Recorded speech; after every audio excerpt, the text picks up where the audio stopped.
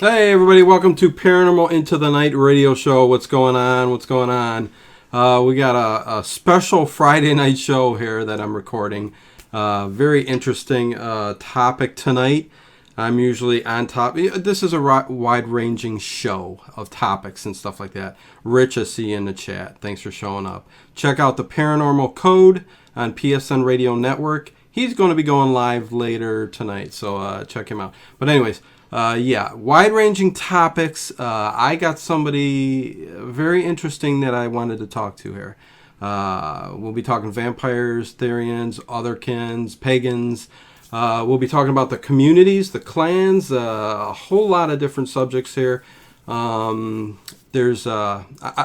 put down listener discretion, beware of the subject matter, people's religious beliefs, stuff like that. It's a thin line, so, just a little discretion there. So, where can you find us? Okay, where can you find us? On Facebook, you can find us Paranormal Into the Night. We got a Facebook page and a group. The group is very interactive, very cool. Got a lot of stuff going on all the time, so check that out. Like the Facebook page. Rich is just saying no video. No video, Richard. It's just audio, man. This gets shot back up to all the other places I put it. So there you go. But what else can I tell you? YouTube, you could check out and subscribe there. Although that's a dwindling platform. But anyways, check it out. Subscribe there. Where else are we? Paranormal UK Radio Network. So go check them out. www.paranormalukradionetwork.com. And where else? On iTunes, search Paranormal Into the Night. Subscribe. You never miss an episode. If you want, do it. Also got some good news, I think, coming here. Terrestrial radio, FM station, coming next week out of Atlanta, Georgia, I believe. But anyways, I'll tell you guys that as the shows go on for later in the week. So, here we go. Let's talk with, it's a very complicated name. It shouldn't be, but in my mind, I'm sitting here, all messed up going, don't screw it up. But anyways, it's Armand van Rehemdorf. Okay, that's as close as I'm going to get. I'll have him tell us about it. But hey, are you there, Armand? Yes, I am. Cool, thank you. I got close enough, I think, didn't I? Armand? Yeah, I think you're breaking up on me. Uh-oh. Let's hold. Oh, there we go. Okay. There we go. Okay, there you go. Okay, so, your name is Armand van Rehemdorf, right? Close. Close. van Rehemdorf. Okay, there you go. Okay. Yeah. Cool. Well, thank you very much for coming on here and talking. Thank you for having me. Yeah, no problem. I am very interested in the subject. I'm interested in the movie vampires. Okay, the lore. Yes. Of course I am. Anne Rice, Vampire Chronicles, one of my favorite stories of all time. The Vampire Lestat is beautiful. I love that character. Which is why the new, I'm sure you've heard of Anne Rice, and she's going to get it on TV. I don't know if it's going to be Showtime, Stars, HBO, something like that, but I'm very anxious to see who she's going to put in the character for Lestat, because I have him in my head, and even when Tom Cruise played him, and he played him okay, I could not get the image of who I thought Lestat was out of my head. Yeah. Well, out of the two characters that were played, Lestat, I have to give it to him too. He did a very good portrayal for the first book. Oh, right. I mean, he did a good job, but it's when you read a novel or a story and you're so exactly, you are the screen, you're the movie, you're the director, and everything that is in your mind is not always what's going to happen on the big screen. And that's the problem we have when we go from reading books to seeing the movies and the TV shows. Is things get kind of convoluted between the two, and because we've put our own mindset of what we think it should be, and for sure. It's a big disappointment sometimes. Other times it blows us out of our minds. Yeah. I mean, there's another one, The Hobbit. I mean, it has nothing to do with what we're going to talk about, but I read the book. I've read every single one of them.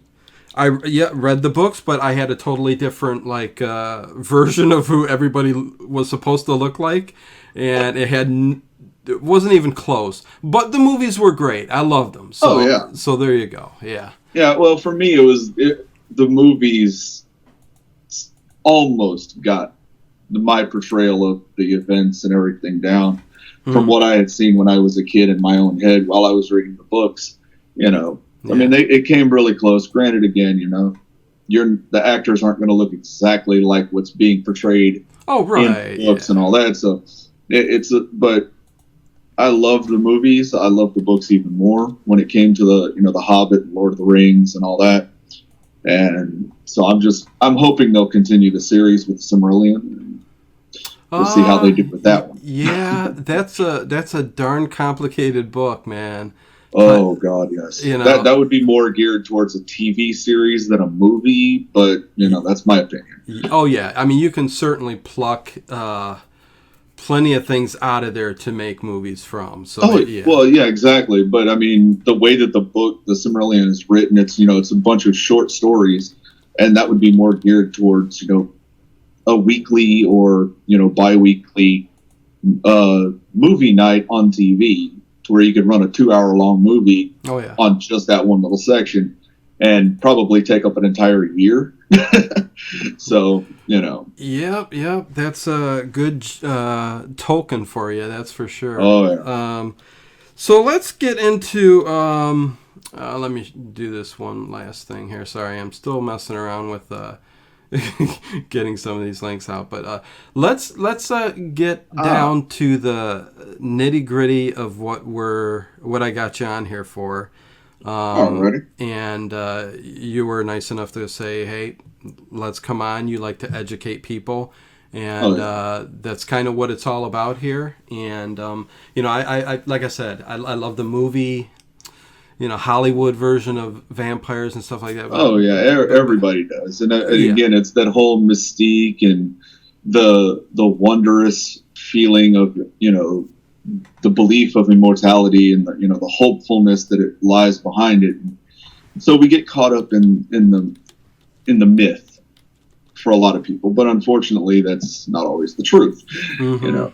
Right. And that's the big problem we're having, is you get a lot of the younger kids trying to mix the two together, and they completely clash. And well, yeah, so, I'd say if the younger people or crowd, the kids who try to get into this, really don't understand how deep it is. And I mean, it's almost, I'm not going to say a religion, but it's something. Well, there is some spirituality behind it, right? But it's.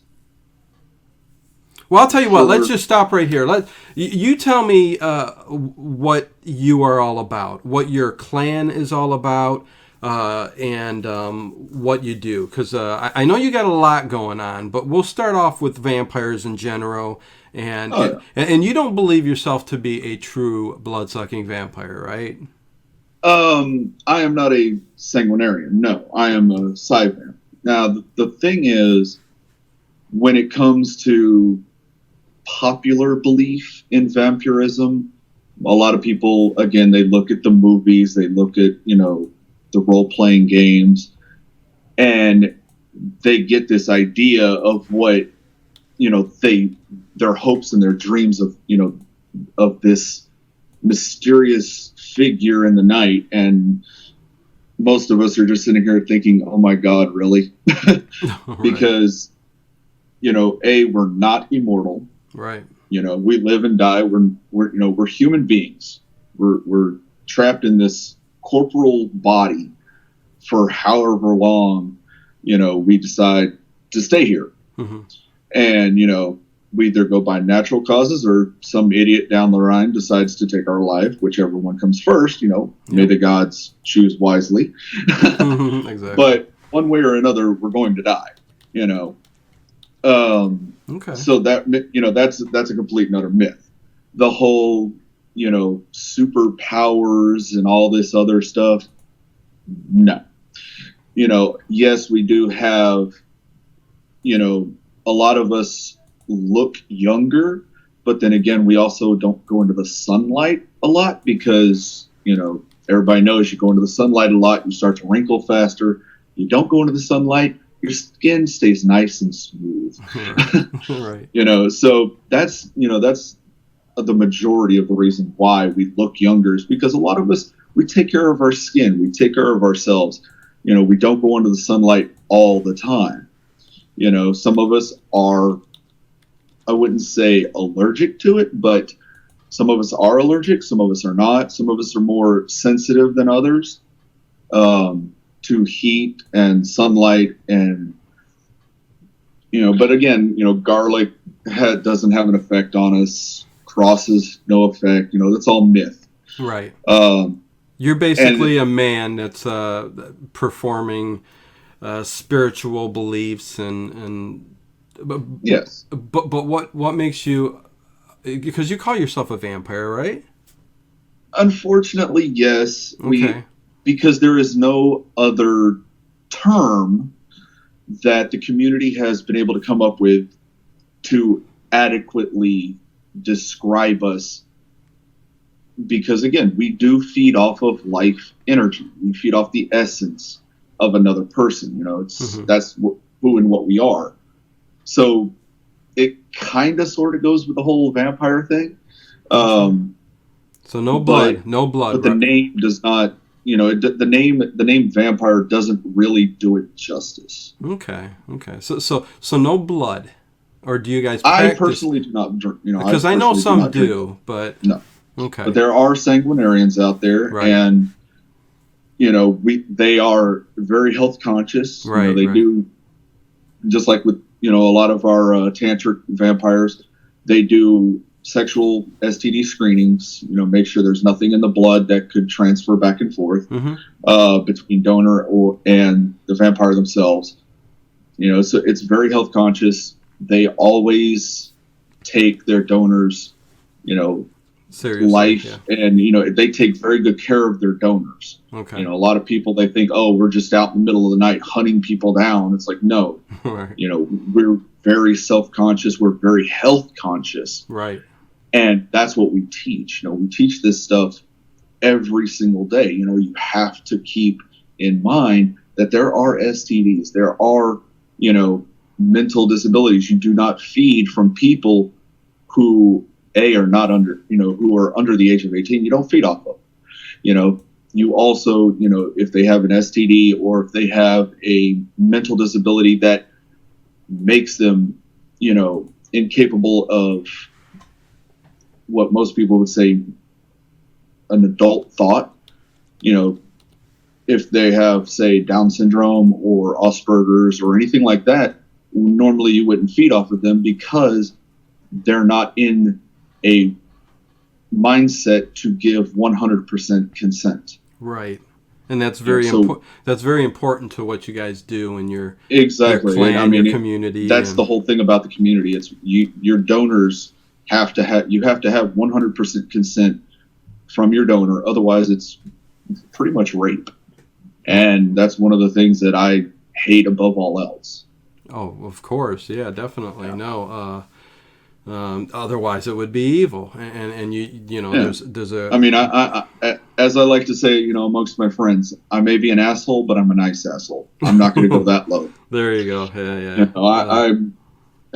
I tend to be an asshole to a lot of people, but a lot of those people do deserve it. But on the other hand, I am an asshole at work because I have to be, because I have to take care of the girls that I work with. And when you're dealing with drunk women and a lot of idiotic men, you tend to be an asshole to keep them safe. Right. So, but, when it comes to the community, my thing is I'm an educator.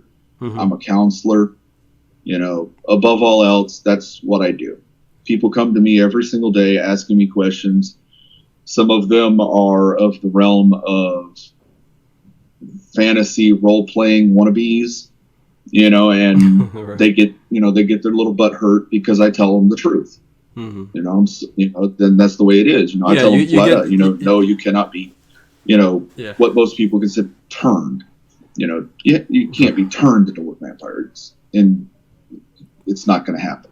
Okay. I'm not going to sit, I'm not going to sit here and say, oh yes, go get bitten and you'll be a vampire. No. I'll be a little honest. No, I get you. I'll be a little honest with you. There's still a little part of me though, and I think it comes from the Anne Rice novels and reading this. Oh yeah. There's still a little part of me that goes, maybe there is some kind of mysterious, something out there that can turn you into a true vampire who is immortal, who does feed on blood, and there's always going to be that belief. Yeah. I mean, even in the community, there's tales of immortal and what the originals and all that. There's little tales here and there, but when it comes down to it, when you dive into the community and you dive into the histories and all that, there is no physical evidence to support it. Oh no, and and just like most other, that's the problem, right? Yeah. Just like most other paranormal subjects. I mean, there's plenty of stories out there, and I'm not going to say there's not evidence when it comes to ufology and other types of things and stuff like that. Oh yeah. But when you get to folklore and stuff like we're talking about, vampires, werewolves, and stuff like that, it's a thin line, you know what I mean? It's a very thin line between the truth and fantasy. And the problem is a lot of people don't want to accept not crossing that line. And especially with the younger crowd. Right. And again, that's where people like me that's all I do is, my thing is I want to educate. I don't want to, deal with the bullshit. I don't want to deal with the drama. I want to educate the younger people so that way they can protect themselves. Mm-hmm. Because, we do have people in the community who use that lack of knowledge to their advantage and to, a younger person's disadvantage. And they end up using them and abusing them and tossing them away like they were a rag doll. And it makes the community look bad. Well, yeah. And at the end of the And I think you're right. I think you're right that, no matter how, it's good that you're educating, okay? Because there's so much evil out there, even just people in general. I mean, you've got good, you've got bad, you've got the evil, you've got, you know what I mean? So evil is always going to be there. It's just whether or not people are willing to stand up and fight against it. Exactly. On how bad it's going to get. Exactly. So that's where I come in. Yeah, and that's I'm a hard ass, and yeah. I don't like it when people try to, abuse others and misuse what they have, and it gets me a lot of flack in the community. It gets me a lot of hate mail, and it gets me a lot of hatred. But in the end of the day, I can at least walk tall with my head held high, knowing that hey, at least I did my part. To keep someone out there safe. Right. Because, that's my job. Do you find in the community, though, that there is a lot more evil when it comes to this platform than good? Or do you see that? Actually, I would say there's more good people in the community than there are the evil. The problem is the evil stands out more. Of course. Because the evil... they're the ones that are being put out on the big, the big screen and all that. And the good part of the community, yes, they have a voice and yes, they do say things, but they don't put their foot down. They don't stomp out that evil. They don't keep it at bay. It still comes back every single time we get rid of it. And again, that's why a lot of people walk away from the community because they're tired of seeing the community do that seesaw action of, oh, look, the good people are on top. Oh, look, now the evil people are. It becomes lethargic, I guess you could say. It becomes tiresome. And for others, it just becomes that point in why am I here? What am I doing here if if everything I've worked for, everything I've, stood for is not helping, why am I here? And so they walk away and they become a solitary. And that's the point where I stand up and I go, look, no, what you're doing is right. You're voicing your opinion. You're saying, you're telling truths. You're saying your stance and you're giving your opinions, and people are listening. And that's all you can do. The only thing you can do is open your mouth. The more you keep your mouth closed, the worse it's going to get. Right. It's hard to get people to stand up, and I mean, once Exactly. they're beaten down from, like you said, you can just have one story about one incident, and it could just destroy a whole community. Exactly. And It spreads like wildfire. and that's just our that's just our It's our nature. yeah, It's the nature of human beings. and TV and press and everything Exactly. else, and whatever media, Facebook, everything. Yeah, I mean, the media is our worst enemy, but it's also our best friend. When we have stories of all the bad things that go on, and then they want to label it as part of the community, it hurts us hardcore. But when there are people like me and other members of the community who sit down with the media and explain the truth, then it starts to spread a little bit further, and that light starts to shine brighter every single time we do it.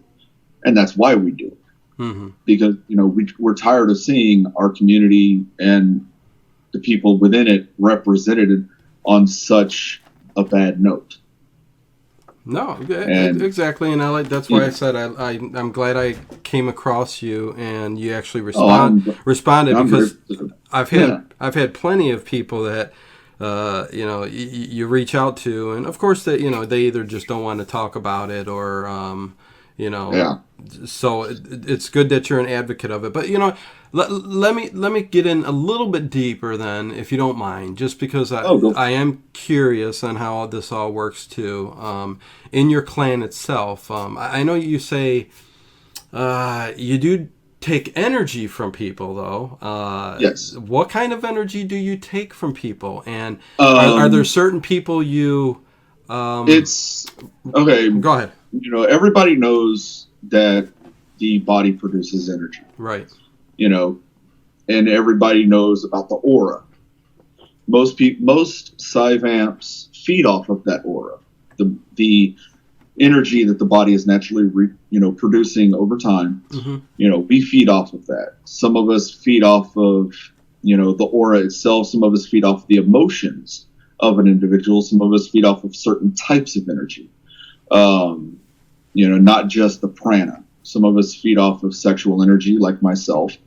Others feed off of the deeper essence of a person, which means that they actually have to go past the aura. They have to actually feed off the person themselves rather than just that excess energy that's created, that the aura is.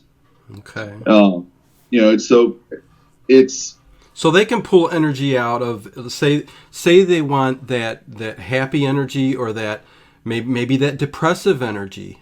Yes, they can there pull. There are some Psyvamps who do feed off of the emotional spectrum. Now, a lot of them aren't that bad, but some of them, they're what you call emotional vamps. They're the ones that they thrive off of anger, hatred, fear, emotion, the darker emotions is what you would mostly say. Right. Those kind of vampires, those kind of emotional vampires are the ones that we try as a community to look out for, because they are the ones that cause a lot of the problems. They're the ones that poke in the fire and, trying to stoke, this so-called war in the community. They're the ones there, that are poking at people, trying to make them move in the way that they want them to move, saying and doing things to destroy what other people are building. just to create that chaos so they could feed off of it. Right. And you guys kind of police that, right? We try to as best we can. I mean, Yeah. Again, you're dealing with people who are very adamantly individualistic. Mm-hmm. The whole idea of, a giant group of vampires, coming together it's kind of like herding alligators, so to speak. Right.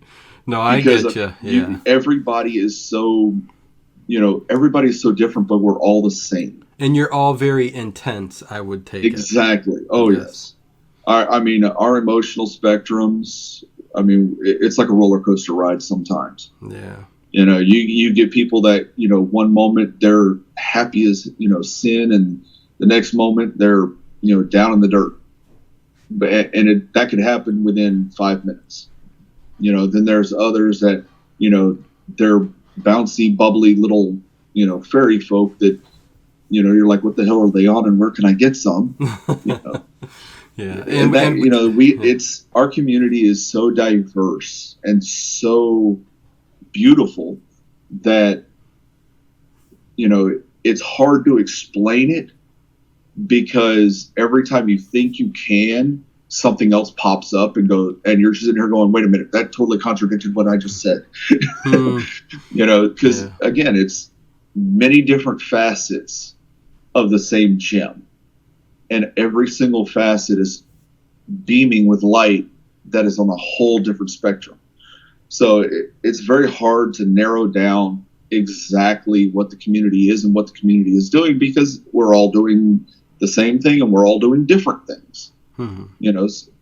But in the end, it's about creating a place that you can call home, the place that you can feel safe, and a place that that when everything goes to hell, and when everything, when your family turns against you because of who and what you are, you have people there that are beside you, that are willing to say, hey, it's going to be all right. We've been through this too. We'll walk this road with you. Yeah. So, and that's what the clan is. The clan, we're a family. We're a really, I wouldn't say clusterfuck family, but we're very diverse, and we're very, open about who and what we are, because we're spread out. I've got, we've got houses and, packs all over the U.S. We've even got a house in England. So, we're very, very spread out. We cover a lot of areas. We try our best to work with the community members and the organizations that are around that particular house or that particular pack or coven or whatever. Sometimes it doesn't work out that way, but for the most part, that's what we do. We're more of an embassy than we are, I guess you could say, a ruling organization. Mm-hmm. We don't rule the people. We teach them. We're not here for power. We're not here for glory. We're here to educate. We're here to spread the truth. We're here to teach the younger generation so they can protect themselves and keep themselves from harm. That's all we want. That's all we need. So when you say you have houses and stuff like that, all over yes. the United States, do you mean that? You actually live in a community together, in a home? Well, no. It's what we call a house. Is it's similar to don't mean to sound dumb, but an organization. Yeah. Each house is an organization built upon its members. Okay. It can't, yes, usually the leader of the house invites everybody over when they're doing meetings or gatherings and stuff like that. Mm-hmm. But they usually try to meet in a place where it's, everybody can come at the same time. It could be at somebody's house. It could be at a restaurant or, a bar or whatever. Mm-hmm. But the house itself is not an actual building. The house is the people. Yeah. I just don't want people getting the thought that, oh, these are cults. You know, there's Oh yeah. there's a Yeah. No. We have like I said, we have in the vampire community, you have houses, covens, courts, and clans. They're all organizations. They're made up of a multiple number of people. It starts out with your coven, which is your smaller organization. It's usually, just a handful of people. It's just a small little gathering. Mm-hmm. Then it goes into the house, then the court, and then finally into a clan. And it's just the more people there are, the bigger the organization. I mean, I've seen courts as small as 4 or 5 people, Mm-hmm. and as large as a couple of hundred. And then again, you also have your councils, which are made up of multiple houses or multiple courts, or all that. Right. So I mean, it's just starts to get complicated. It's just a word that we use to show that we are family. Yeah. Okay. Because how many do you got? At the end of the day, that we're not a ruling government. We are, individuals coming together for the benefit of ourselves and our community. Yeah. How many members you got in your clan itself? Oh God. Wow. Okay, so that many. Okay. I mean, it fluctuates because you have people who come in and then they leave because right. They want to be solitary because they're tired of the drama with the community. Mm-hmm. They're trying, things like that. Then you have people that stuck around. Right now, if my count is correct, we have 10 houses and 10 houses, 2 packs, and a coven. Okay. Within the clan. Yeah, I know it's no. I kind of know. hard because we just added a few people, and I'm trying to remember where they're trying to go, because there are some people that are coming into the clan that are like, I just want to join and see if I fit in, and then if I fit in, I want to make a house. Right. So, and that's usually what happens is I'll get a couple of people saying, "Hey, I want to join," and then they're like, "Oh, this is a great family. You don't bug people. You don't put people down." And it's like, no, that's not what we're here for. We're here to bring each other up. We're not here to put each other down, and I'm not trying to put people under my thumb. I'm trying to lift people above where they're at now. So it's very different from what a lot of people are used to, because every single house, pack, and coven within the clan, they're autonomous. They rule themselves. I don't touch them. Mm-hmm. I don't tell them what to do. I don't tell them how to do things. I basically hand them it's like a membership package. Mm-hmm. It tells them, the basis of the clan, the ideology, the mission, and the statement of purpose, the bylaws, and then it gives them a structure that they can use for a foundation to build, their own house or their own pack or their own coven from. They don't have to use it. They can if they want to. Mm-hmm. But in the end, it comes down to, here's an idea, run with it, bloom, grow from it. Don't let this stagnate. I want you to, grow. I want you to grow as a person. I want you to grow as a community. And that's what we do. So again, I don't tell them how to run their houses. I don't tell them, what they can and cannot do, except for where the bylaws are concerned, which is common sense stuff. It's also, things of, hey, you don't hurt your donors, you don't belittle your members, and other things like that. Just, minor little common sense things here and there. That's basically what the bylaws are. Okay. Other than that, it's, hey, everybody, let's go out to eat, let's go have a drink, and let's have some fun. Because we're a family. We're not here to,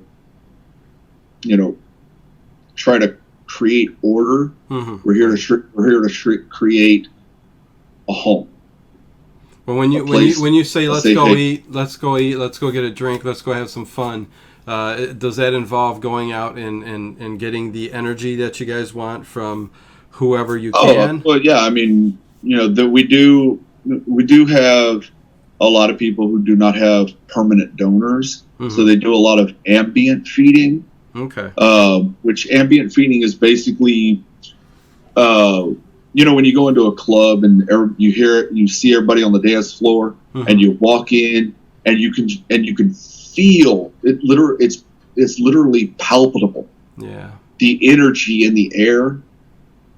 That's what they feed off of. That's ambient feeding, is when you're feeding off that energy that's being produced from everybody around you. Just being in a club or being in a crowd at the bar or even on the streets. You get that ambient energy that's hanging around in the air, and there are members of the community who that's all they feed off of. Okay. Then of course you have others that have donors, but they will still feed off the ambient energy, because again, you don't want to feed off your donor every single day. Otherwise you're going to drain them dry, and then they're just going to be a vegetable. They're not going to be able to do anything. Right. And there's ambient energy and everywhere all the time. And that's a lot of people give me flack because I'm a DJ and I work in a strip club. It's like, well, I'm a tantric vampire. The strip club is the perfect place for me to feed off of ambient sexual energy. Right. I go in there for 8 hours a day, and it's like, hey, I've got a buffet sitting in front of me. Wow. Yeah, I was going to get to this towards the end. Talk a little bit. That's mainly the reason why I do it. Yeah. I was going to get to towards the end of the show here, or a little bit later, that and the Kajira and stuff like that. Oh yeah. But I do want to get into the Therians and Otherkin and a little bit of pagans. Talk a little bit about that too. But let me get back real quick to the actual donors. Who are these people? Do they actually come to you? And how does that work? Yeah, they end up. A lot of them find us, but on the other hand, sometimes it's just your boyfriend or your girlfriend, or even a good friend or family member, that allows you to feed from them. It's it can be literally the girl next door, or it can be some CEO. Well, how about the ones that you don't know who they are, because they're normal average people. Well, how about the ones who actually seek you out and find you? I mean, I've had. What is their purpose? What is their purpose? Like what? Why do they come to you as a donor? Do they want to get rid of the negative energy, the positive? I mean, most of them. The main reason why they become donors is because they know that we need it, and it's it's a gift. They are giving us a part of themselves. You're creating a relationship where it's deeper than just a boyfriend, girlfriend, or husband and wife. It goes beyond that, because when you're literally taking in somebody's energy, their life force, it creates such a bond that it's very hard to ruin that. It causes a lot of backlash, and for them to say, hey, I want to be your donor, that is like the ultimate relationship status, right? Especially in the community. I mean, because especially like you have the sanguines, the feeding off the blood. That is a very intimate act. That's just it's just as intimate as the tantric vampires. And a lot of people don't realize that when you're feeding off somebody's blood, you're literally taking them into you. So it's creating a very intimate and very intense bond. And a lot of the donors, they understand what they're doing. They understand why they are a donor. It's a need to be of use. They have this need that they want to give, They want to be able to say, yes, I am this close to this person. It's not just for most donors, it's not about the whole, Hollywood stereotype. Oh, look at me. I let a vampire bite me all day long. No, it's, hey, I'm in a very close, intimate relationship with this person. So intimate that I will let them, cut me or drain me of my energy. And again, we're talking about the, you guys actually, educate and do it the right way. And I mean, yes. there's of course, we teach them, hey, look, this is what you need to do. This is what you need to have available at all times. If you're doing sanguine feeding, we tell them you need to make sure that everything is, hypoallergenic. Everything is sterile. You need to make sure you have clean, first aid kit, cleaning, bodily cleaning supplies, alcohol, peroxide, all this. There's a whole thing that goes into doing sanguinarian feeding that a lot of people don't think about. Mm-hmm. It's like they just think, oh, you just grab a knife or you just chomp down on them. It's like, no, you have to do all this stuff before and after. You have to do a lot of, before care and a lot of after care when it comes to your donor. Otherwise, you deal with infections, you deal with, STDs, things like that. And you don't want that. Everybody is extremely health conscious when it comes to the vampire donor relationship. And that's what's good about the clans and the order and what you guys are, the community in general. My clan is a lot is different from other clans and other organizations. Again, each one of our houses or our packs and our covens are autonomous. We come together as a family. We don't come together, to create rules or to rule people. Right. We are here just for mental, emotional, and moral support of the people who wish to be a part of our family. We're not here to say, hey, you need to do it this way, you need to do it that way. That's not how we do it. We say, look, this is this is the path you're on. You can go this way, this way, this way, or this way. It's your choice. We give you the option. We lay everything out in front of you. We're not going to sit there and say, oh, you only have this choice and this choice. We're going to say, these are all of your choices. And now it's up to you. We'll walk this path with you. We'll guide you. We'll show you, we'll teach you everything you need to know, as far as we can. But in the end, it's your choice. It's your destination that you have to go through. We're not going to sit there and push you in one way or another. So, I mean, it's a very open, loving relationship when it comes to the clan. Right. And that's the way we try to. That's the way we try to deal with things. We are a family. We're not just, a name. No, I get it. I totally understand. Exactly. And that's what I'm saying. A lot of people think that, oh, it's just, it's just a title or it's just a name. It's like, no, we are a family. Right. We show, they always say, you have two families, the one by blood and the one by choice. We're the family by choice. Mm-hmm.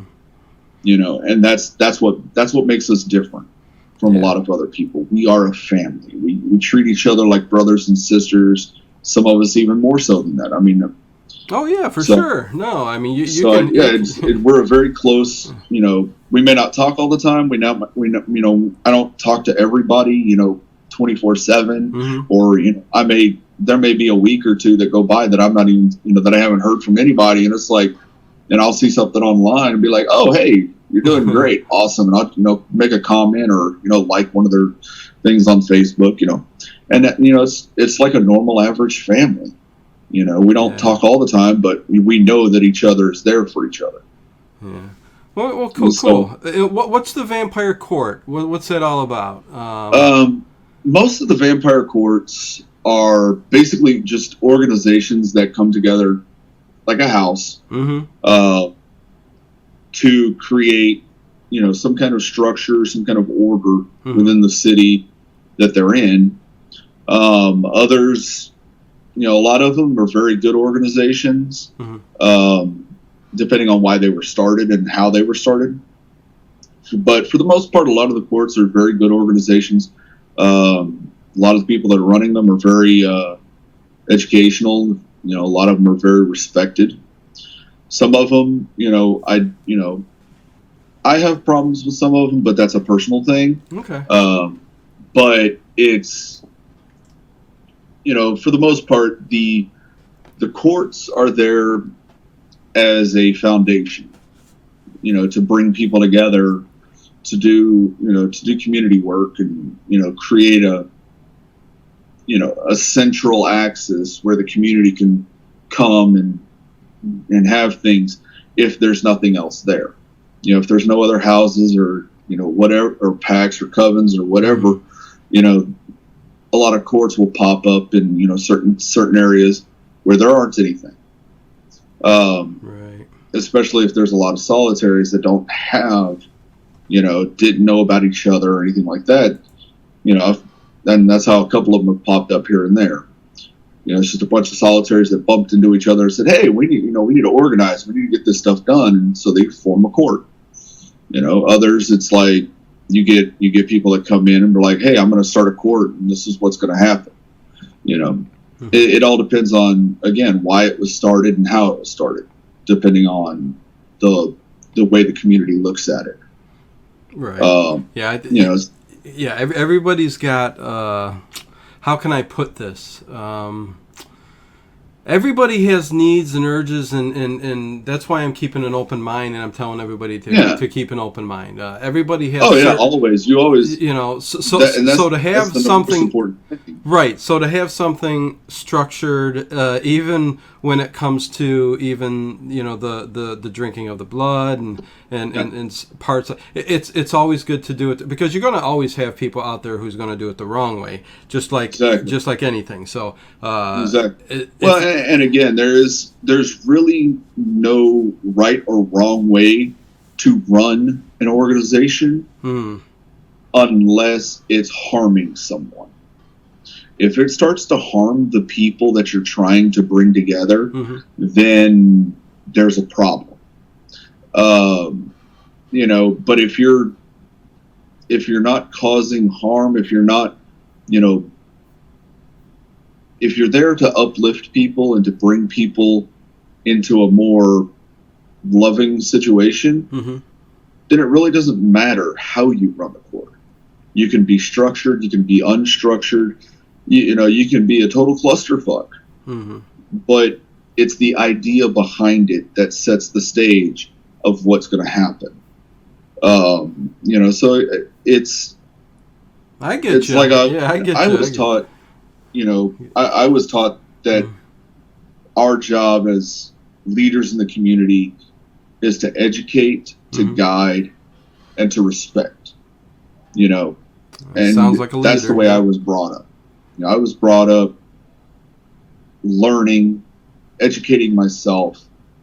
I've got a library of like 6,000 to 8,000 books on a hard drives. Seriously? That it's massive collection of a clusterfuck of metaphysical and magical stuff that I still haven't had time to put online into the clan's library. Right. Okay. I mean, there's a ton of books, but the thing about it is, rather than education, the community has become more of a party, I guess you could say. Or party oriented. They want to do these lavish things, and it's like, okay, that's cool and fun and all that stuff, but if that's your only out when it comes to bringing people together,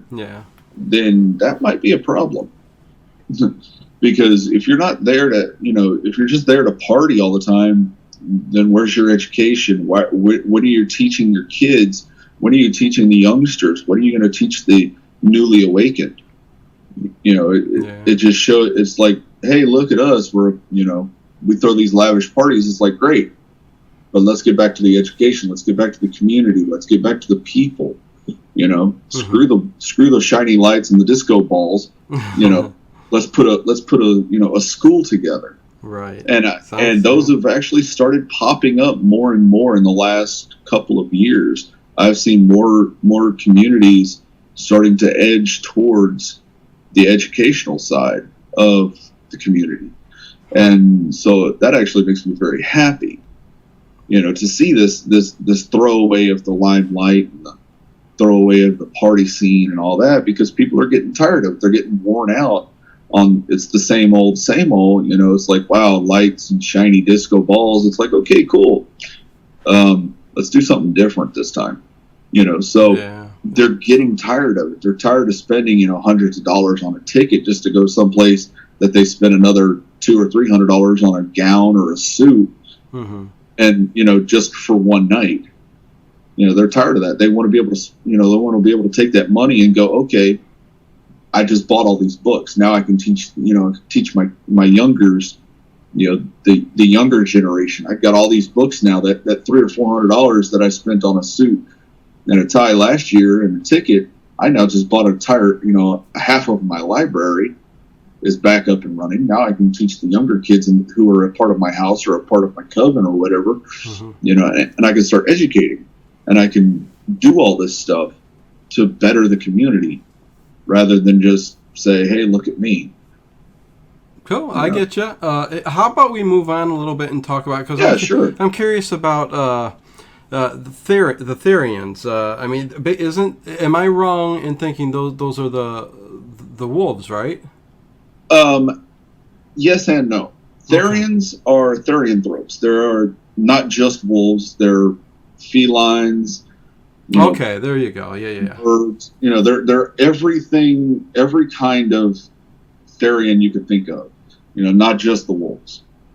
Okay. And we're not talking about actually turning into animals. We're talking no. Spiritually. Biggest misconception ever. Right. Nobody in their right mind has ever said once that they actually turn into an animal. Right. Well, there is such thing as phantom shifting, which is similar to phantom limb syndrome. Oh yeah. Where when you shift mentally and spiritually in such and it becomes so strong that you start to feel as if you had those limbs, or you had that tail, or you had those wings, and it becomes something similar to phantom limb syndrome, to where you know it's not there, but you can get that tingly sensation like it is. You know, you don't physically shift. That's a total lie, and it's a total misconception. But yeah, I mean, there's, you know, you have your wolves. Darn, so there's no werewolves, huh? And the vampires aren't chasing them down and killing them and fighting them.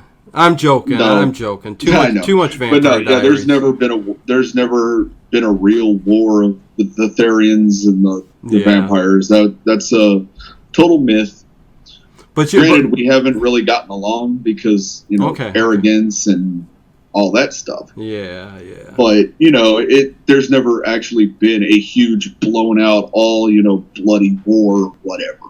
Yeah. That's just, you know, that's just book junk. Right.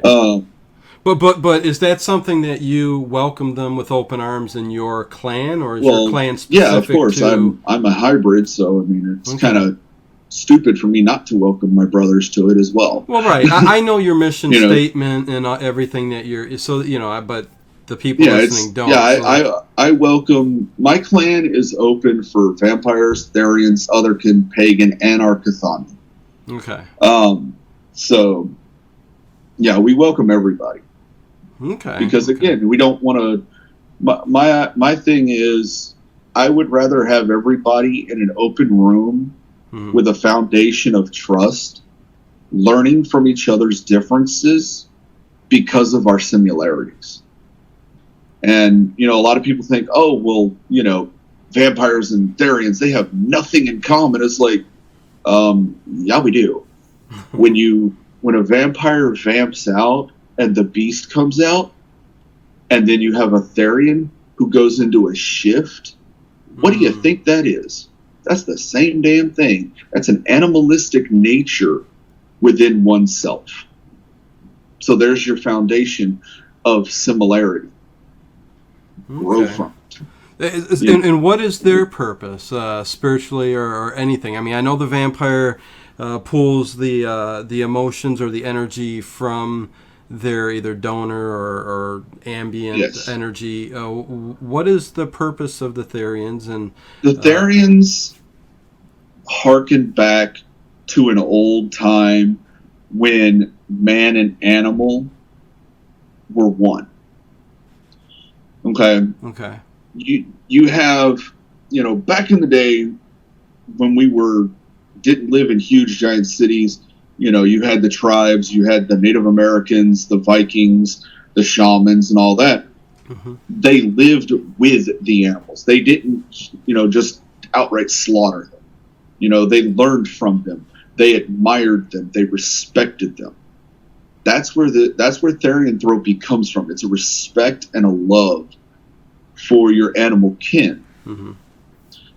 And over time, you have what they call shamanistic Therians, and then you have natural Therians. Natural Therians are basically those who believe, for one reason or another, that their spirit is that of an animal.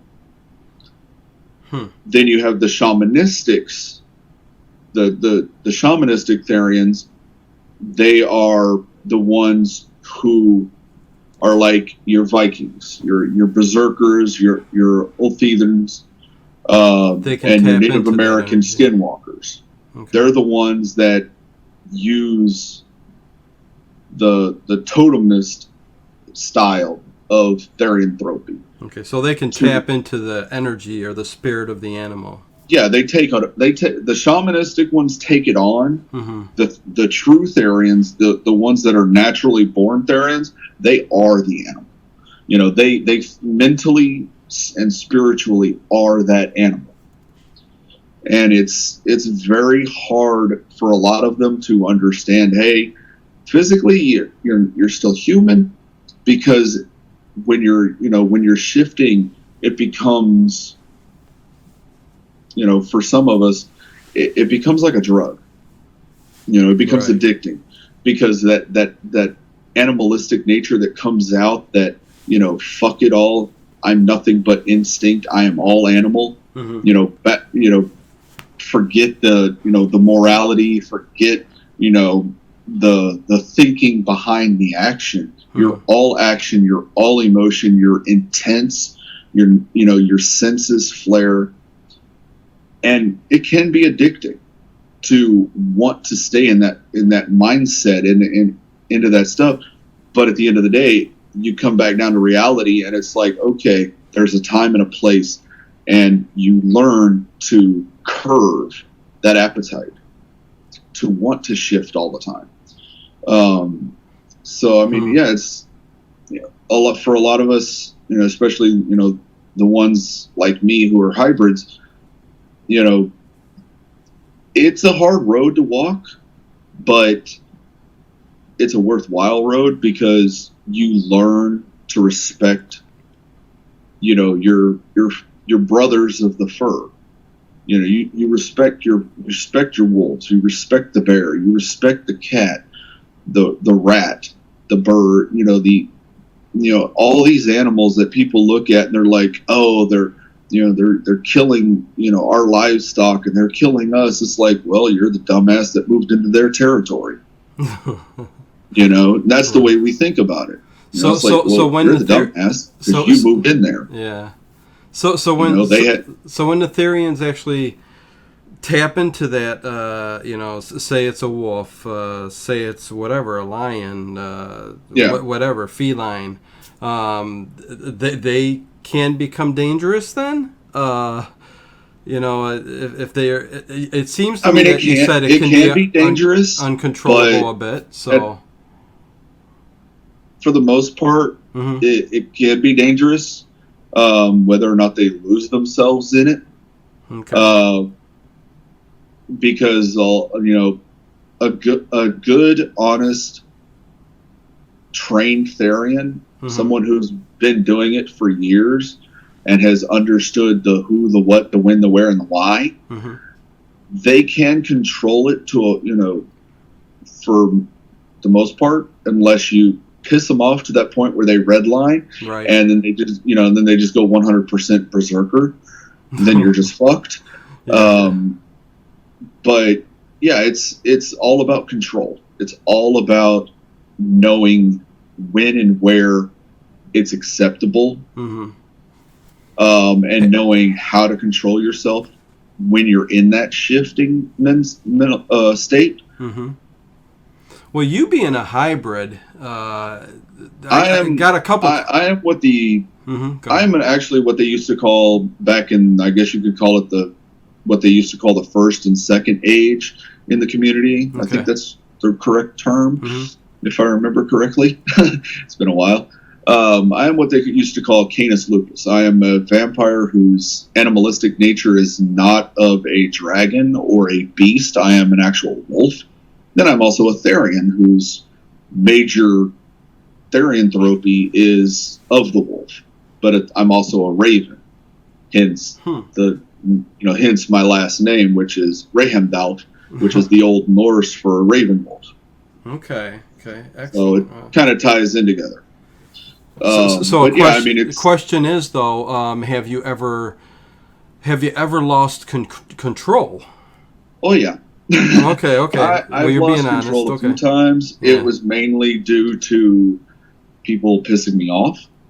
I had an instance where somebody put their hands on a woman in front of me, and I blacked out, and I damn near beat him to a bloody pulp. And then, of course, probably the most memorable blackout shift that I had was when I had a pet wolf.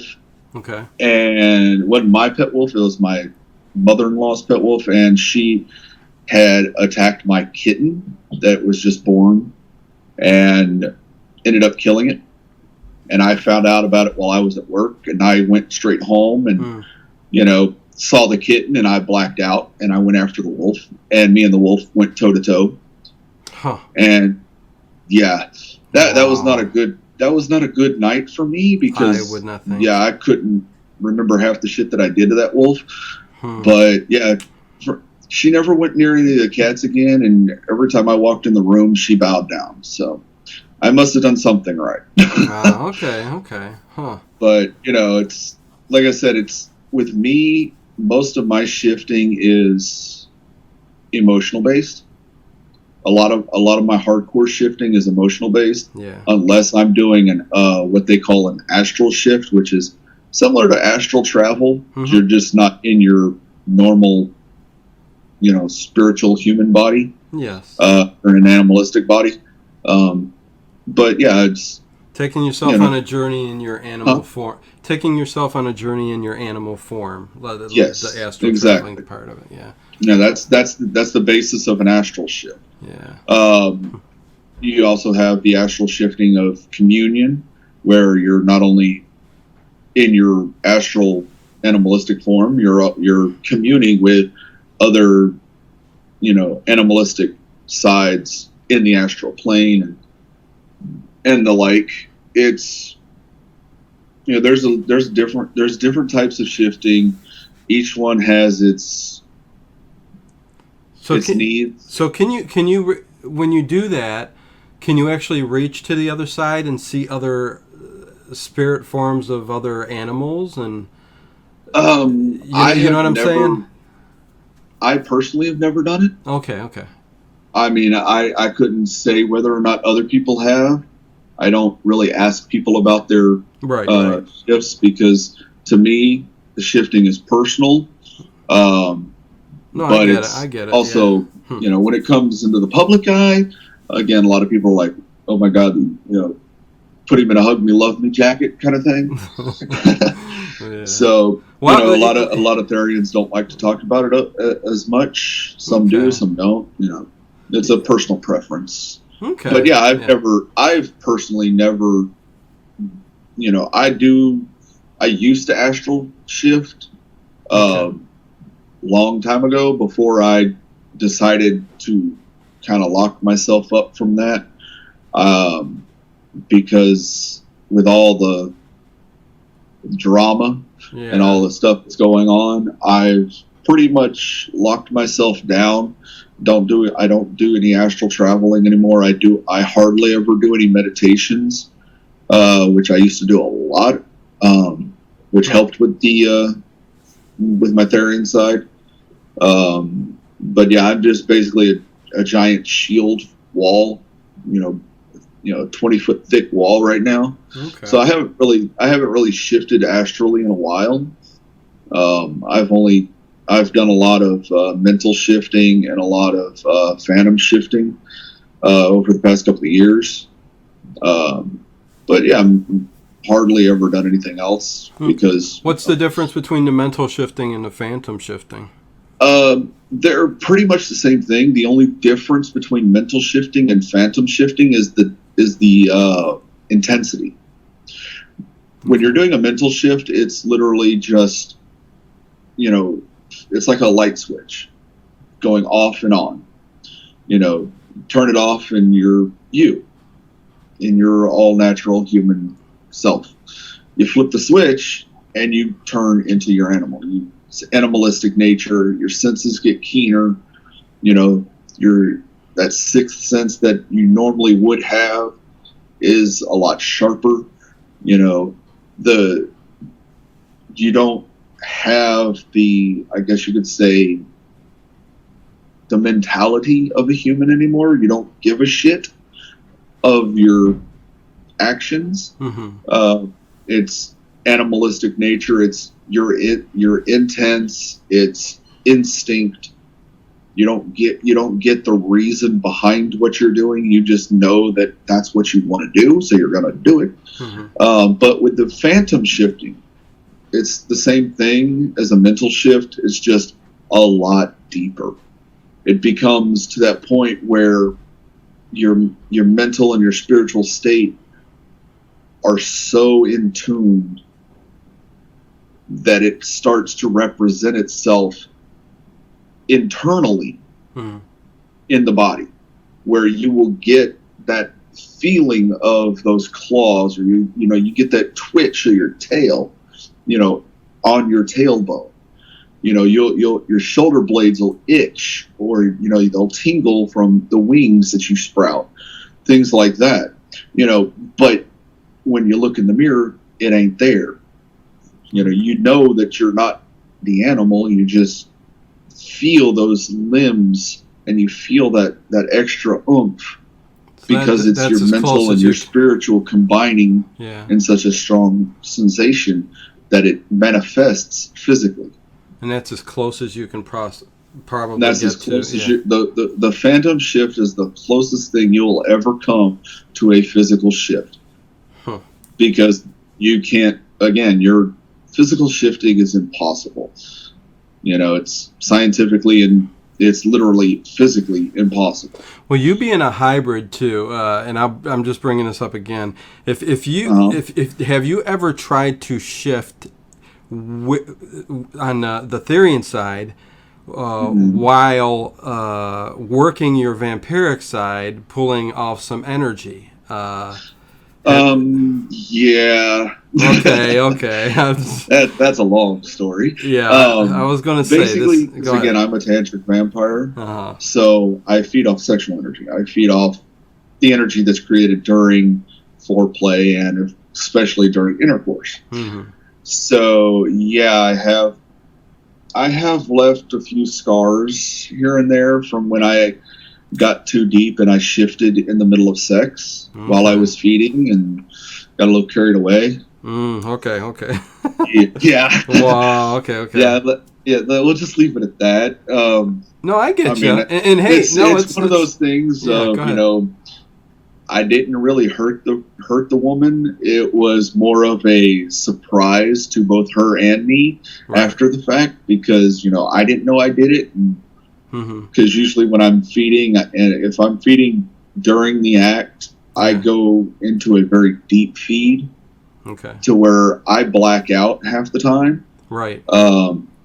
So it's, and that's why I asked, because being it's, hybrid, the like I two said, have. I've left marks. I've left you know fang marks across women's backs and across their necks and things like that. But again, I've never actually injured somebody while I was doing it, which is a good thing. Because I do have a pretty strong jaw, but I but my you've got bite the is pretty control bad. too, so. But but again, I have shifted during when I was feeding, but it was mainly due to excessive feeding and the smell of of things going around, and it just kind of, that animalistic nature just clicks and takes over. And I get you. yeah. Okay. It gets a little fun sometimes, and sometimes it gets a little weird. Yeah. Okay. Hey guys, I'm asking the questions. That's who I am, man. This is Paranormal. Yeah, and I'm sorry to say that I am very blunt with my answers. I'm not going to sugarcoat shit. I don't want you to. That's that's what this is all about, that's man. What you wanted. You wanted the blunt truth, and heck yeah! No, that's exactly what I want. Is for sure. I've listened to every. Everybody's got their different shows and their styles that they do and stuff, and I'm, like I said, it's hard to find people to open up and talk about certain situations and certain things, certain topics. But me, if I can find them, hey, we got freedom of speech, man. We could talk about whatever we want to talk about. We've got a platform. Adults. Exactly. If you don't want to hear the topic, you tune out and all that good stuff. So, yeah. So, but you know what? Hey, and that's why. That's why. And again, if they didn't want to learn, they wouldn't be here. Exactly. And I keep an open mind to everything. Good or bad. I really do keep an open mind to, because. Oh God, we can go deep into just about every topic and subject. But anyways, how about Otherkins? How are they different than the Therians? They are or is it the same thing? How to explain this? Vampires, Therians, and Otherkin, they're all a part of the same group. Okay. The only thing that's really different about them is their aspects. The vampires, they're energy feeders. Therians, they are the animalistic shapeshifters. Your Otherkin, they are what some have come to call mythanthrope, where Therianthrope means animal man, or man animal. Mythanthrope basically means mythical man. The Otherkin are your dragons, your fae, your elven beings like that. They are the ones that, for spiritual purposes, spiritually and mentally believe that they are something other than human. Again, dragon, spirit fae, form, though, right? I mean, you're talking spiritually, yeah. You have a whole plethora of different types of Otherkin, even more so than the Therians themselves. Right. And Therians are like everything with paws and everything with gills and wings, and any kind of animal you can think of, there is a Therian. Pretty much. Okay. I've never really met an insect Therian though, so I can't really say that. Yeah, they're not too vicious, most of your mammals, your fish, like your whale, your porpoise, things like that, your bird, and of course your wolf and your cat. But your Otherkin, again, they are the dragon, the fae, all the mythical creatures, elves, things like that. And again, you can really, with a lot of the Otherkin, you can actually see it in them. They're the ones that are born with that different mindset that you come upon them and you're just like, there is something totally different about you, and it is amazing, and I don't know what the hell it is.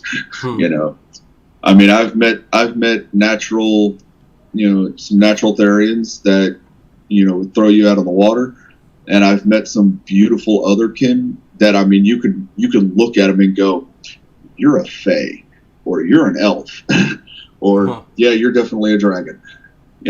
So it's the mindset. It's the physical features manifest themselves sometimes, Yeah. And it's just, it's amazing because the Otherkin and the Therians, they're beautiful people.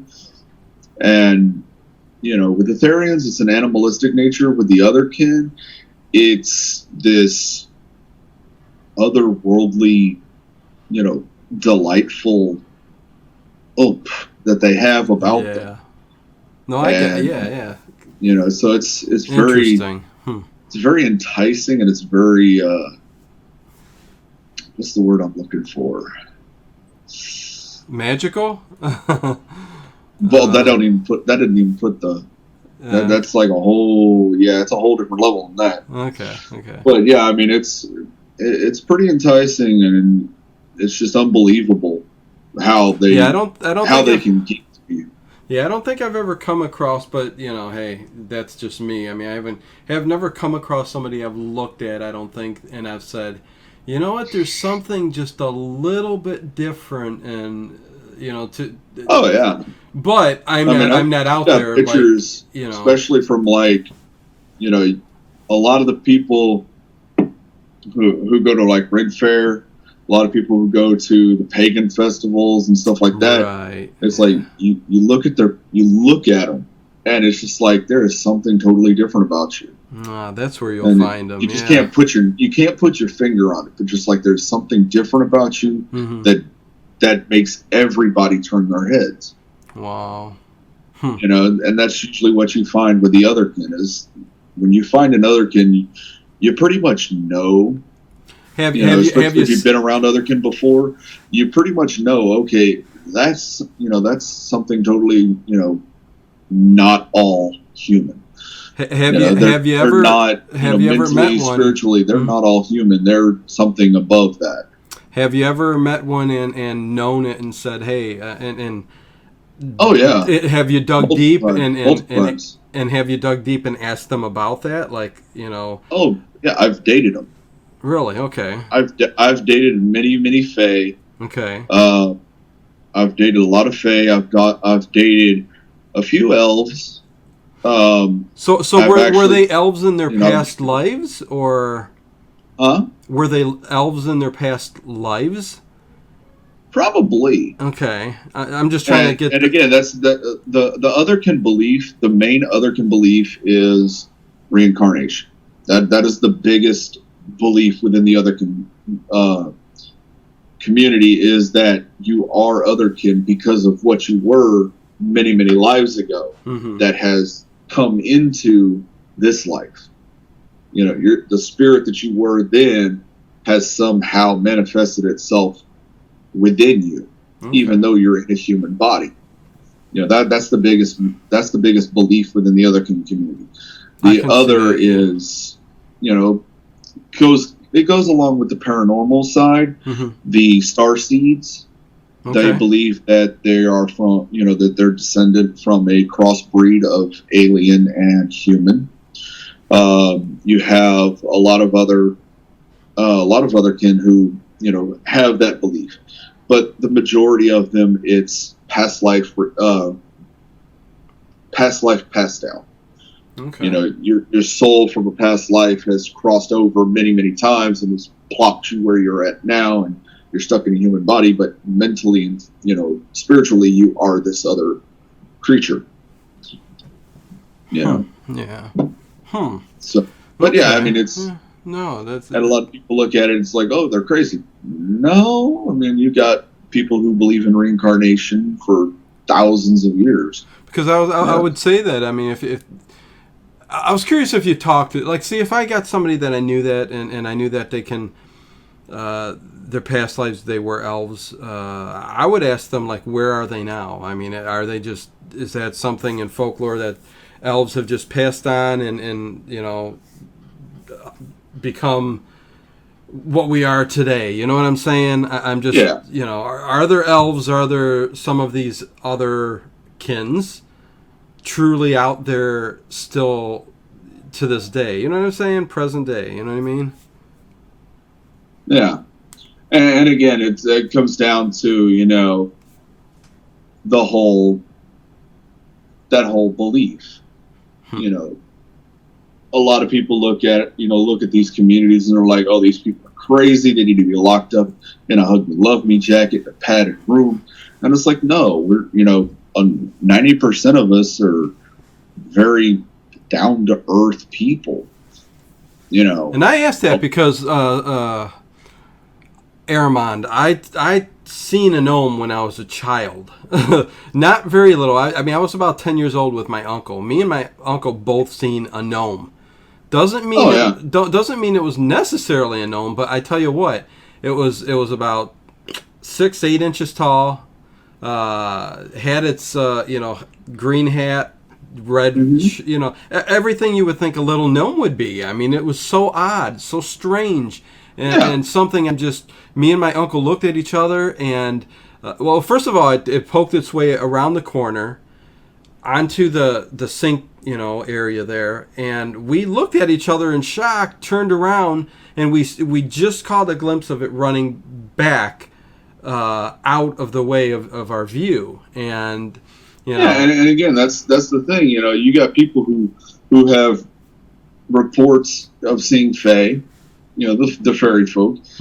And especially in the pagan community, it's like every time something goes missing or, you know, something shiny pops up, and it's like, okay, what the hell are y'all doing? Quit fucking with me. You know, they're turning around like, okay, we need something for the fairies because I've lost this, this, and this. And you go out and you do you put out the fruits and the strawberries and stuff for the fae. Yeah.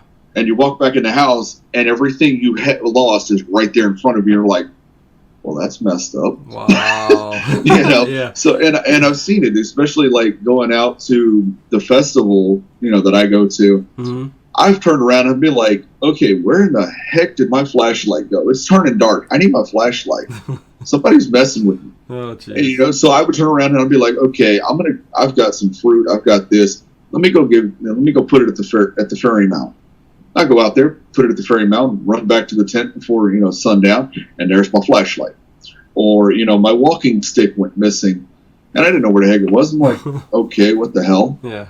All right, Faye, quit messing with me. Go over there, make my, you know, do a little thing on the altar, give them some strawberries or whatever, or, you know, whatever kind of fruit that I had at the moment. And I'd go back to the, you know, my tent, and there's my stick sitting right there by my door, and I'm like, all right, I guess I'm just going to have to, you know, keep giving y'all stuff and make y'all happy because y'all like screwing with everybody around here. Oh, you know, mischievous, man. It happens to all of us, especially out there, and so it's. Well, I tell you what, people think that it doesn't happen, but it's like, this is total God honest truth. People have come up and said, yeah, I've lost all this stuff, and it's like, was it shiny? Yes. Did it jingle? Yes. Did it look funny? Yes. Then it's probably the fae. Go put something on the altar for them and they'll return it. Okay. You know, a lot of people would tell you too if. Digging a little bit more into the paranormal, and since we're going to kind of switch here a little bit to you're a pagan too, so yes, we're talking fae and stuff like that. A lot of people would say that was a spirit, a demon, something that is messing with you. You know, what do you think of that? I mean, your beliefs. The difference. Okay, the thing is, the fae. While yes, there are some dark fae that like to really screw up your life. 90% of the fae that you'll encounter, especially out, you know, in the pagan circles and, you know, on the festival grounds and things like that, a lot of them are just little tricksters who enjoy shiny things, and they like playing jokes. Right. The whole demon, you know, thing, the belief that they're demons, it's like, no, if they were a demon, you'd be getting a lot more than just, something going missing. Mm-hmm. Your life would turn upside down if it was, some kind of demon or whatever trying to mess with you. So So you do believe then in because you do believe in that there is something darker out there. Oh yeah, I mean, that's my forte is the dark magic. I deal with a lot of darker entities. Oh, okay, really? Okay. Yeah, I'm a. Okay, well, let's get into that a little bit. Yeah, then your paganism and your beliefs on there. Yeah. So yeah, it's like I said, it's most of the people's beliefs that it's a demon are the ones who fear the difference. Mm-hmm. They fear different things. They don't like to learn about the unknown because they fear what it might represent to them in their lives. Right. Okay. And I hate to say it, but 90% of that kind of people are the Christians. They don't want to deal with all that stuff because they don't think about it. It's like, okay, yeah, you have a demon. Whoop-de-doo. There's something you can learn from that because they're there for a reason to mess with you. Either they're there to tempt you, or they're there to push you over the edge, or they're there to destroy something that you don't need in your life. Because if they're there, if some entity is there, they're there for a reason. Right. Either to play a joke on, they're either there to teach you a lesson, play a joke on you, to lighten your mood, to teach you that life is not all seriousness and, your nose in a book, to live a little. That's what the Fae are there for, is to teach us to, to laugh and love and to get over ourselves. The demonic entities, they're there to harden you. They're there to teach you that, life is not a box of chocolates. Right. It ain't. It's not. It's, well, you got that box right. of chocolates is a boatload of crap. Yeah. It can, yes, it may smell sweet, but in the end, it's all bullshit. Yeah. But, that's the whole thing. You're born, then you die. Everything in between is what you make of it, and it's how you deal with the things that are given to you. Mm-hmm. You can be mopey, you can be, sad that you've gotten something so horrible done to you. Yes, learn from that. Take it to heart. Realize that that's not you, that is, an outside interference. You are who you are. How you deal with things is based upon other people and other things. Mm-hmm. And that's what they're there to teach us. They're there to teach us every aspect of ourselves, so that way later in life we can control that. And if we haven't learned it since then, when they do show up to teach us that lesson, it's going to kick us in the ass because we're not going to know what to do with it. Interesting. At least that's the way I was, that's the way I was brought up to think about it. Because again, I've dealt with, the demonic side, the entities, the darker stuff. I've played with Ouija boards. I've played with spirit boards. I've played with, the black mirrors and things like that. And it doesn't scare me because I know the first rule is respect. You respect them. Yeah, they're probably going to kick you in the ass, but at least in the end game, you're going to earn their respect because no matter what they did to you, you showed them respect. Okay. Yeah. Any interesting occurrences with the Ouija board, or? Not really. Okay. I mean, I've had ups and downs with the Ouija boards. I've had complete and utter duds with the Ouija board, where absolutely nothing happened, right? And other things we just couldn't explain, and other things we were just like, this couldn't be real. This is probably just some other, something fucking with us. Yeah. It could be our own minds. It could be, something else trying to, scare us, and we'll just forget about that for now. Okay. I mean, we've never had anything like you'd see in the movies where people getting, tossed around. And, Hollywood. We don't. None of that junk. No. I mean, I've gone over this many times. I use the Ouija board to to not to goof around with, but to really, try to reach out to the other side and to commune with them. Yeah, and I've had nothing but, good things and success from them. I've never actually ever have had anything bad. I mean, the only time I've only ever gotten something so-called bad is when I was actively trying to, ask a question on that end of the board, and I got the answer that I needed, and then the answer that I didn't really want, but I needed it. Okay. So, it's all about how you deal with it and how you go about it. If you're just there to play games, then you're probably going to get screwed over. If you're there in seriousness with respect, right, and and you show that respect in everything that you do when you're dealing with the spirit boards or a black mirror or any other thing, you're gonna get the God's honest truth. But if you're just there dicking around like a little like a sick little kid, then you're gonna get what you get, because they don't really like being played with.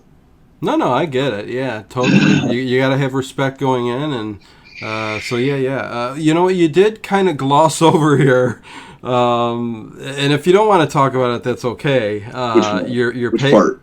That you do deal with the dark side of. Well, I mean, my patron deity is on the Celtic side. My patron deity is the Morrigan. It's the triple goddess of war, death, and destruction. She's also the goddess of lust, sensuality, and sex. Okay. But on the Norse side, my patrons are Loki, which everybody knows who Loki is. Yep. Fenrir, which is the giant wolf, the wolf of destruction. Okay. Jormungandr, if I think I pronounced that correctly, the world serpent.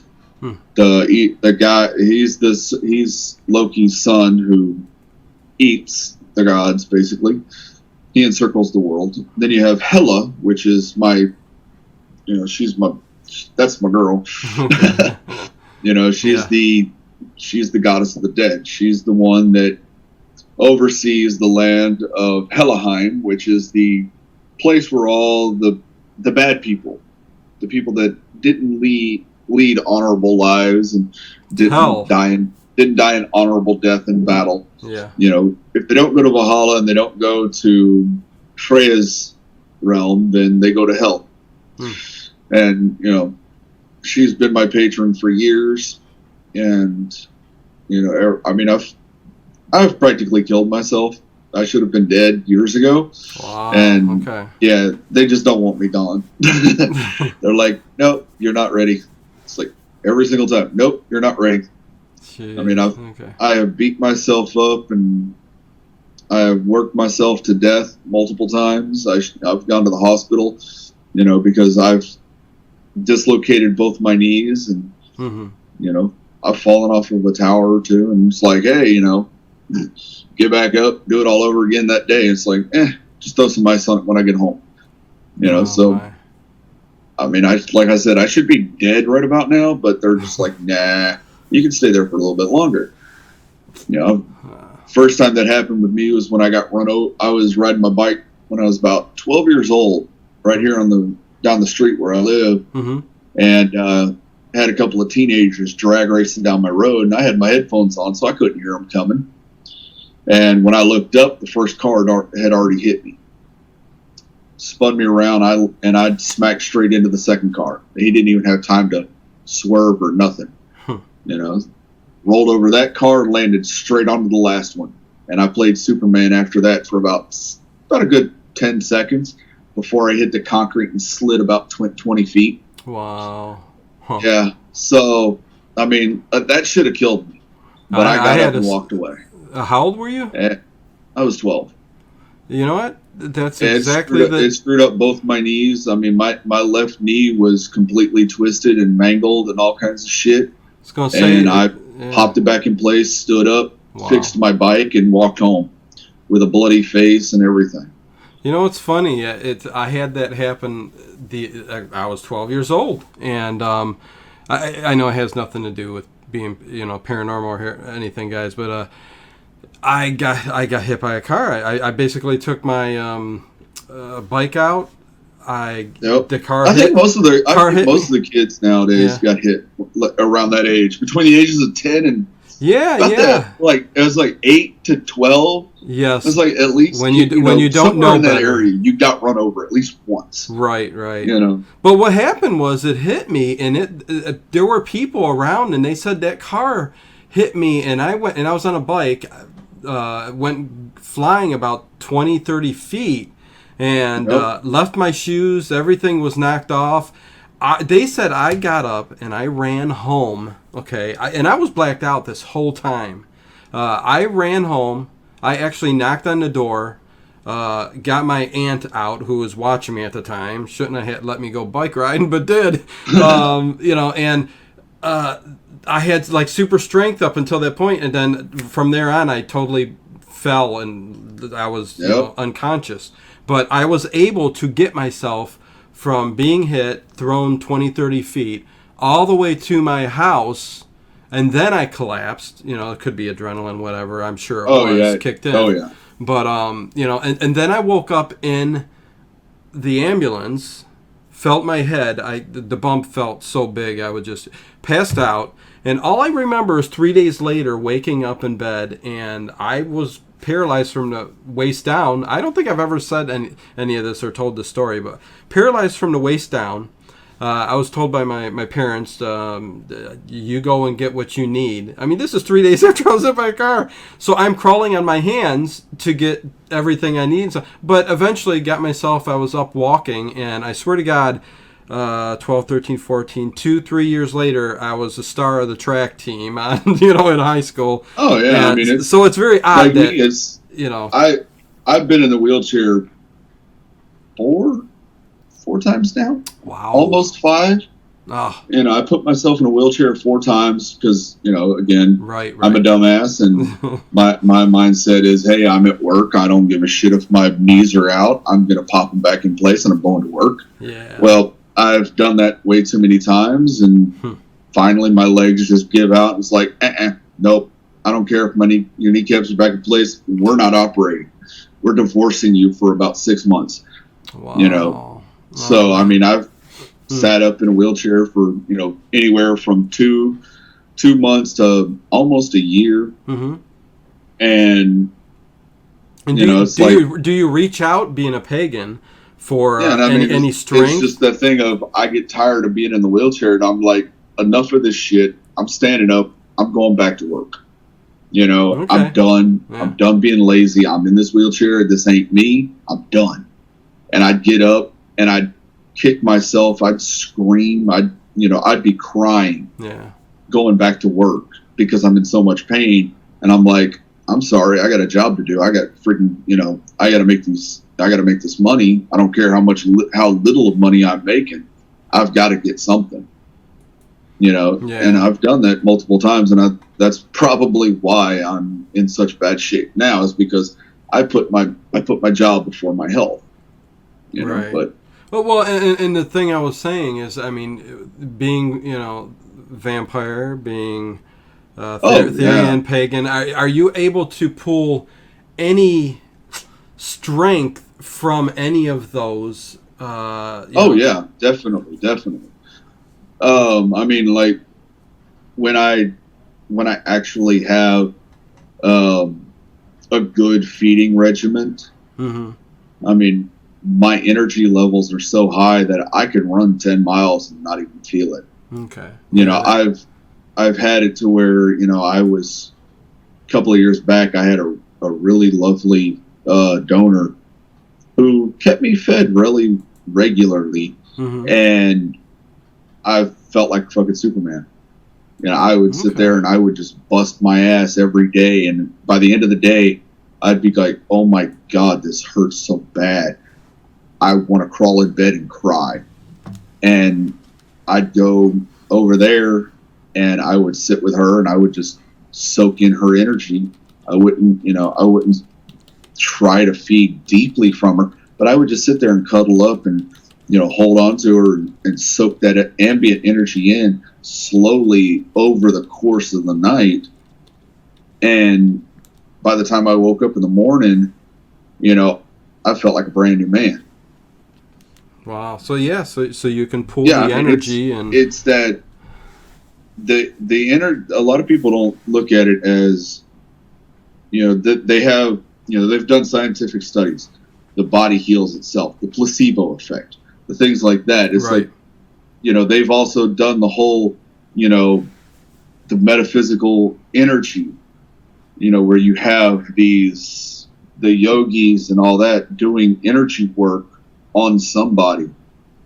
And, within 24 hours, they're feeling perfectly fine. It's the same thing as if I went to one of these Reiki masters, or I went to a yogi and had them do the energy work on me. It would be the same. It's the same effect, right? Except right. I'm just doing it myself. I'm feeding off that energy. I'm pulling that energy, that healthy, that good energy into me, and I'm running it through my whole body. That's all you're doing. It's the same thing. It's the same effects, and it's unbelievable. And that's what gives you the like you said, a Reiki master. I mean, they can kind of. They don't call themselves vampires, but they can kind of. They manipulate the energy. They don't feed off of it. Okay, there you go. There you go. The Reiki masters, it's basically they can manipulate the energy. They take their energy, they push it into you, and they manipulate where it goes. And they can center their energies in areas that you need help in, and then they can manipulate the energy within your own body to make your body start moving again. To make that energy start moving on its own militia, and critique your entire chakra system to where you're running at 100% within a couple of sessions. Whereas, with a vampire, with us doing it to ourselves, we know exactly where it needs to go, and we can just pull it in, throw it down there, and it's kind of a quick, fast, in a hurry. Sometimes it's not. Sometimes it takes a couple of hours. Right. Sometimes it takes a couple of days. But at the end of the day, we know where we're hurting, so we, when we're feeding off of someone, we put that energy that we're feeding off of down into that area. And I've done that for years. Like when I've had my knee problems, I feed and put all my energy, push all that energy into my legs, and my legs would, my whole lower body would go numb for a day or two. And eventually, after the numbness wore off, I'd be like, okay, I can, start to move my legs better. Yeah. Then a couple of days after that, move more. And then eventually, within a week or two, of me finally getting tired of it and just started feeding and just pushing that energy there, because, I don't want to, I want my body to heal naturally, but at the same time, after, 6 months into a wheelchair, and you're not supposed to be there, it does kind of drag you down. Oh, right. To me, with me, I don't get upset. I get angry. I don't get up.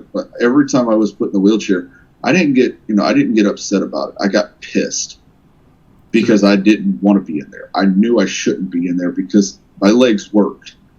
I wasn't crippled, but I couldn't, my knees were so fucked up that they couldn't support me, and I'm used to moving, for, a couple of years, I moved thousands of pounds of steel. I was working with my dad, climbing towers and building towers. I was the guy on the ground making sure that the steel got to the tower safely. So when you have a 20-foot tall, 2-ton piece of steel hanging in midair, your legs have got to be pretty strong. So that's how I moved them. That's how I moved those tower pieces, was with my legs. So my legs were strong. My knees, on the other hand, after about 3 or 4 times, not so much. Yeah. No, I hear So, you with the pain. That's for so sure. I had to be a little careful. Mm-hmm. Granted, sometimes I didn't have a choice and Yeah. ended up screwing myself over to get the job done, but the job got done. Yeah. Well, it's a good thing you're a vampire, you're practicing, you're a Therian, you're a pagan, so you can control a little bit, even though a lot of the rage and anger has gotten you, pretty rough, around the edges here. You can pull some energy, and you can pull some energy to kind of help a little bit. So I get that. Yeah, it's a lot of people don't realize that, when a vampire feeds, it's out of necessity. Mm-hmm. But when they feed for a purpose, that purpose usually gets met. If they need to heal, if they're not feeling well, and they need to feed to get their body to do, to jumpstart that healing process, it works. That healing process does kick in a lot faster than normal. Yeah. But if you've got a vampire that hasn't fed for, a couple of weeks, they're going to look like they're, down in the dirt. They're going to look like they've had the flu for a month. Wow. If they catch a small cold, it's going to kick them in the ass. But if they're well fed and, they keep up on a regiment of, at least once or twice a week, and it's constant, their body's going to react to that, and their bodies are going to feel 100% better. And that's one of the things that a lot of people don't understand about it. It's like, how does somebody, go from being lethargic and, tired all the time, depressed, once they start feeding on a regular basis, and once they get all this energy into them, they're a whole different person. Yeah. It's a 180 degree turnaround from who they were when they weren't feeding to who they are now. Yeah. And then of course it's the exact opposite. You get somebody who's, happy and joyful and has everything going for them, and then all of a sudden they lose their donor, and then they start going downhill. And sometimes it, manifests outwardly. All that depression and everything from not being able to feed, it kind of kicks them in the ass, and so it shows on the outside. Yeah, I think a big part of the community is is having the donors and having some outlet and being able to take care of your needs and stuff like that. So I was gonna get into, which we've got about 10 minutes left. So I guess we can maybe stay away from the Kajira. I don't know. We could touch on it a little bit. I don't. That's up to you. Yeah, I mean that probably. I'm pretty sure there's some people who are wondering about that too. So yeah, you know what? Tell me a little bit of it. I know it plays into your vampiric side and your Therian side, and actually all sides. So it's okay. The long story short. Okay, there you go. Long story short, Kajira is a slave. Right. The word Kajira base is a Gorian word. It comes from the Gorian community, which is based upon the Chronicles of Gore written by John Norman. The Gorian community took those books, took the philosophies and the ideologies and all that behind it, and turned it into a philosophy and a way of life.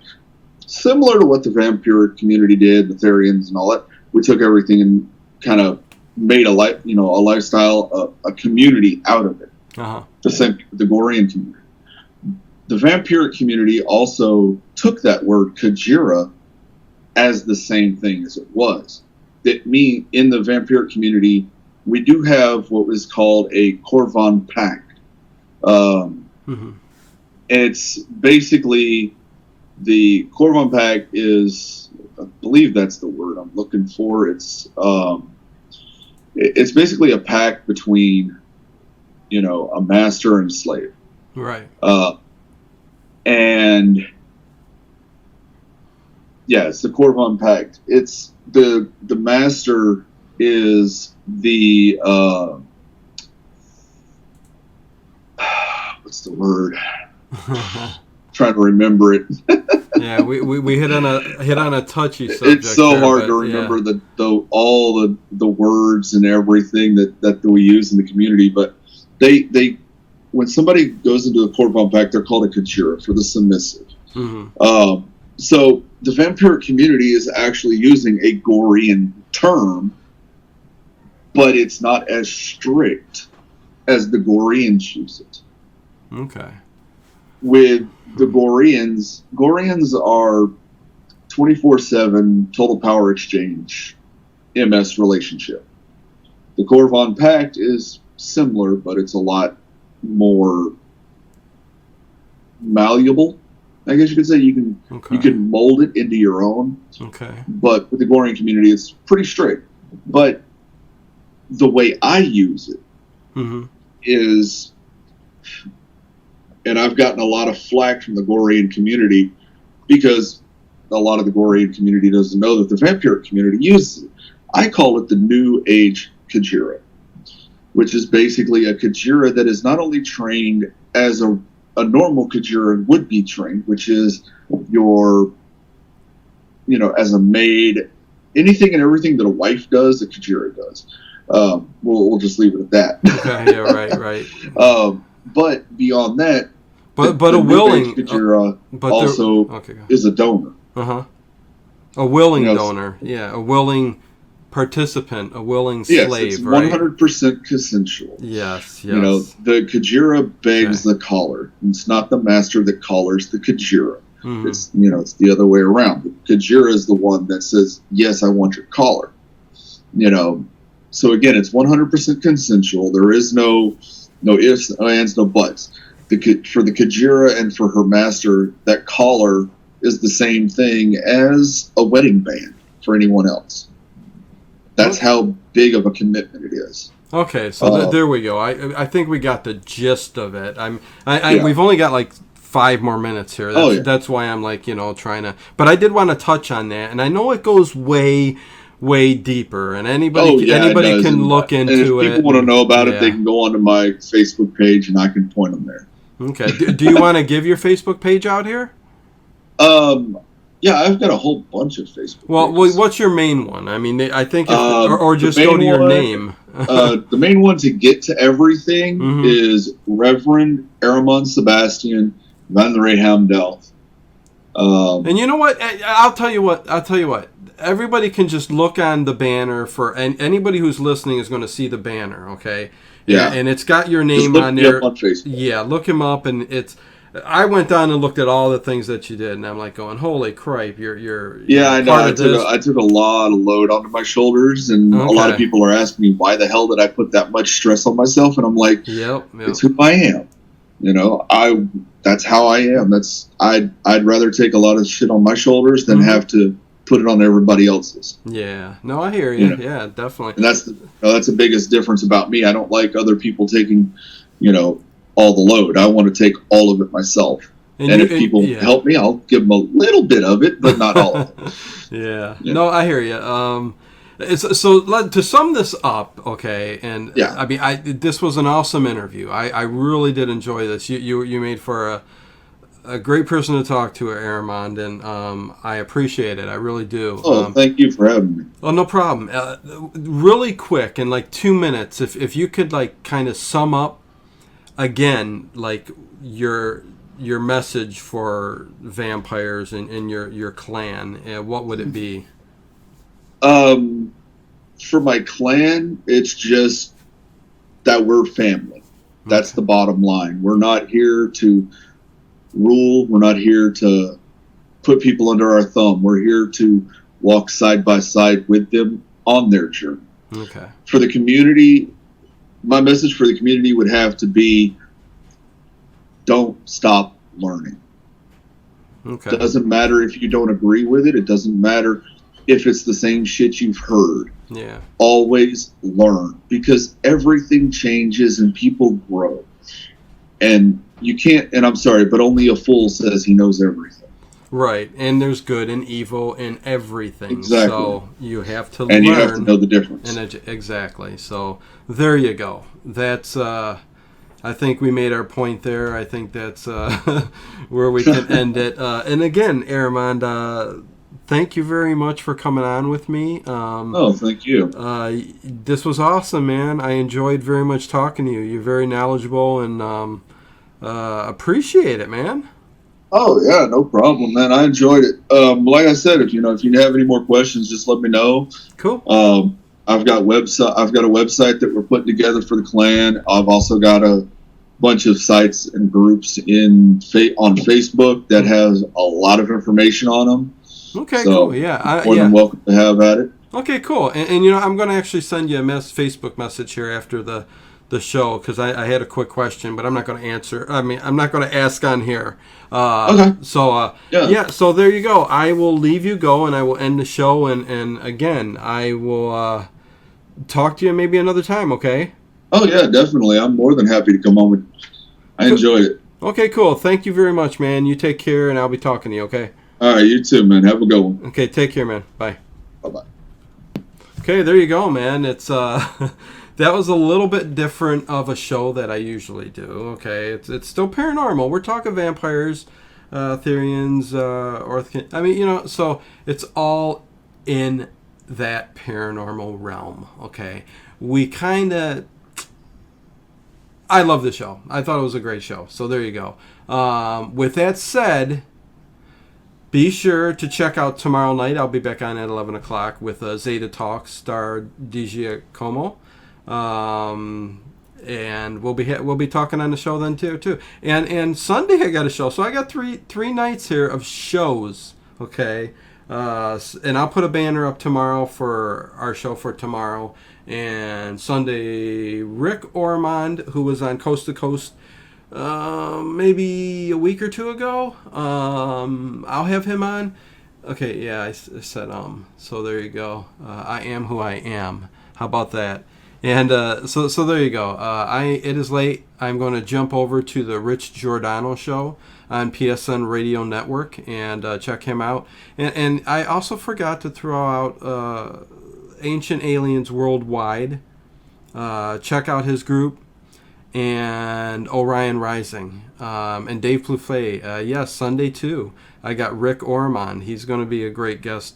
And tomorrow night, yeah, so there you go. I'm getting tired here, as usual. It's getting late. But thanks, Dave, and everybody else who showed up to listen. I thought this was a very cool topic and a very cool guest. And I thank Aramond again for coming on with me. And I got to end the show, you guys. It's 1 a.m., so you guys take care. Peace, love, and the paranormal.